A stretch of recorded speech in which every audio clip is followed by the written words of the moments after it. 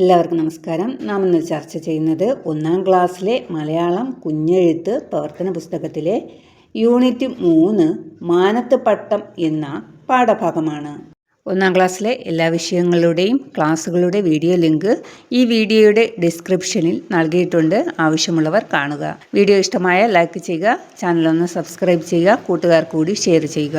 മക്കളിൽ നിങ്ങളുണ്ടാക്കിയ കുഞ്ഞു പട്ടത്തെ ഈ പേജിൻ്റെ വലതുവശത്ത് മുകളിലായിട്ട് ഒട്ടിക്കുക. നോക്കൂ മക്കളെ, ഇവിടെ കുറച്ച് ചിത്രങ്ങൾ തന്നിട്ടുണ്ട് അല്ലേ? നമ്മൾ ഒട്ടിച്ച പട്ടം ഉണ്ടല്ലോ, ആ പട്ടം ആകാശത്തൂടെ പറക്കുമ്പോൾ എന്തൊക്കെ കാണും എന്നുള്ള കാര്യങ്ങളാണ് നാം എഴുതേണ്ടത്. ചിത്രത്തിലുള്ളത് നോക്കിയാണ് നാം എഴുതുന്നത്. പട്ടം പട്ടം മാനത്ത് പട്ടം, വീട് കണ്ടു, കാട് കണ്ടു, വണ്ടി കണ്ടു, പട്ടം പറന്നു. ടീച്ചർ പറയുമ്പോൾ മക്കളെ ഈ ചിത്രങ്ങൾക്ക് നിറം നൽകുക. മക്കളെ, ഈ പേജിൽ എന്താണ് എഴുതേണ്ടതെന്ന് നോക്കാം. ഈ ഭാഗത്തും നമ്മുടെ പട്ടം പറന്ന് എന്തൊക്കെ കണ്ടു എന്നാണ് എഴുതേണ്ടത്. പൂമല കണ്ടു, പൂമരം കണ്ടു, പുഴ കണ്ടു, വഴി കണ്ടു, പട്ടം പറന്നു. പൂമലയും പൂമരവും പുഴയും വഴിയൊക്കെ കണ്ട് പട്ടം പറന്നു പോവുകയാണ്. ഈ പേജിൽ എന്തൊക്കെയാണ് കാണുന്നത്? മാനത്ത് പട്ടം ഉണ്ട്, താഴെ ആനയും കാക്കയും തത്തയും ഉണ്ട്. മക്കളെ, ആനയും തത്തയും കാക്കയും പട്ടത്തെ നോക്കുകയാണ്. നമുക്കിനി അവിടെ എന്തെഴുതാം? തത്ത നോക്കി നൂലുള്ള പട്ടം, തത്ത നൂലുള്ള പട്ടത്തെ നോക്കി. കാക്ക നോക്കി വാലുള്ള പട്ടം, കാക്കയും നോക്കി വാലുള്ള പട്ടത്തെ.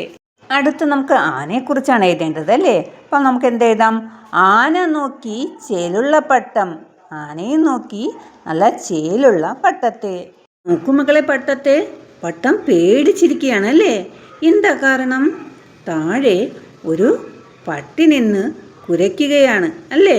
പട്ടി കുരച്ചത് കൊണ്ടാണ് പട്ടം പേടിച്ചത്. നമുക്ക് എഴുതാം: പട്ടി നോക്കി കുര കുരച്ചു, പട്ടം പേടിച്ചു. നൂല് പൊട്ടി പൊട്ടിയ പട്ടം താഴെ വീണു, തല കുത്തി താഴെ വീണു. പട്ടി കുരച്ചപ്പോൾ പട്ടം പേടിച്ചു പോയി അല്ലേ? പേടിച്ചപ്പോൾ എന്ത് സംഭവിച്ചു? നൂല് പൊട്ടി പട്ടം താഴെ വീണു.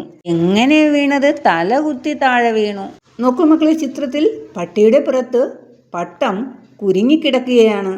നൂല് കുരുങ്ങി, വാലിൽ കുരുങ്ങി, കാലിൽ കുരുങ്ങി, മേലാകെ കുരുങ്ങി. മോ മോ മോ, പട്ടി മോങ്ങി. മലയാളം പ്രവർത്തന പുസ്തകം 3ാം പാഠത്തിലെ പ്രവർത്തനങ്ങൾ അവസാനിച്ചു. വീണ്ടും അടുത്തൊരു ക്ലാസ്സുമായി കാണാം. നന്ദി.